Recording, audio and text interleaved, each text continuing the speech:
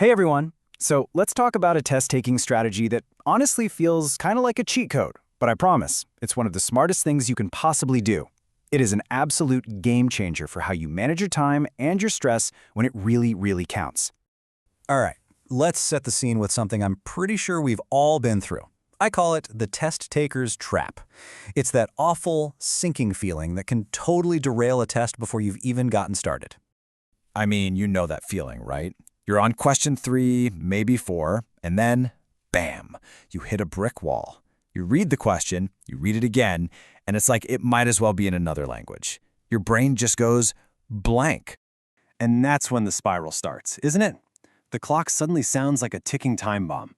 The words on the page start to blur a little, and you start thinking, oh no, if I can't even get this one, how am I going to finish the rest of the test? Getting stuck right there doesn't just waste a couple of minutes. It can absolutely crush your confidence for the entire exam. But here's the crazy part. What if I told you that the best thing to do in that moment is to just skip it? Yeah, I know, it feels so wrong. We're always told to finish what we start, right? But on a test, skipping isn't quitting. It is a total power move. So look, you've basically got 2 ways to approach this. On one side, you have the common mistake, sitting there fighting with one hard question because you think you have to go in order. And on the other side, that's the smart strategy.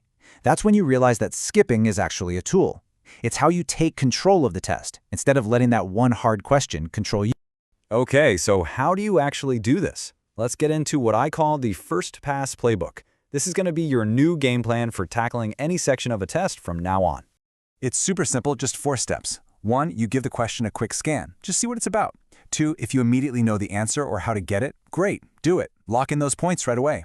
But 3, and this is the most important part, if it looks confusing or you know it's going to take a while, you just mark it and move on. Skip it.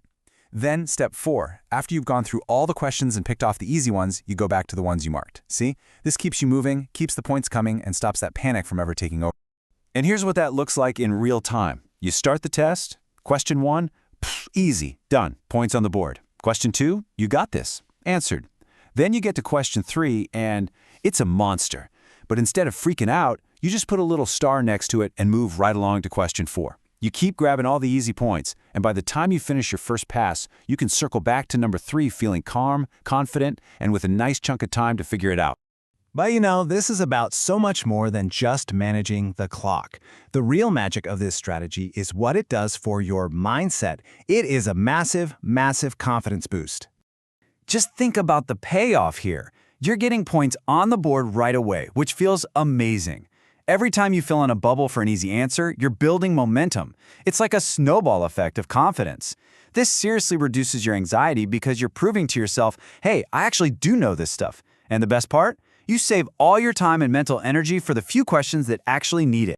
And if you need to see it to believe it, check this out.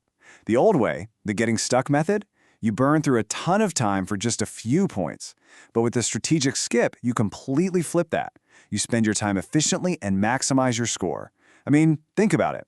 Wasting 5 minutes on one hard question could cost you the time you needed to answer 5 easy ones. It's just smart math. So let's bring it all home. This is your new game plan. From this day forward, you are not just a test taker anymore. You are a test strategist. I really want this idea to stick with you. This is the whole thing right here. Tests are not a race to see who can finish first in perfect order. They're a game of making smart choices with the limited time you have to get the most points possible.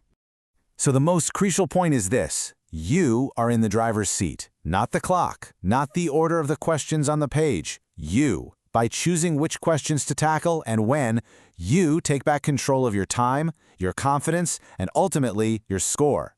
So my question for you is, where are you going to unleash this new superpower first? That math quiz next week? Your midterms coming up? Think about it, because making this one little shift in how you take a test can make all the difference in the world.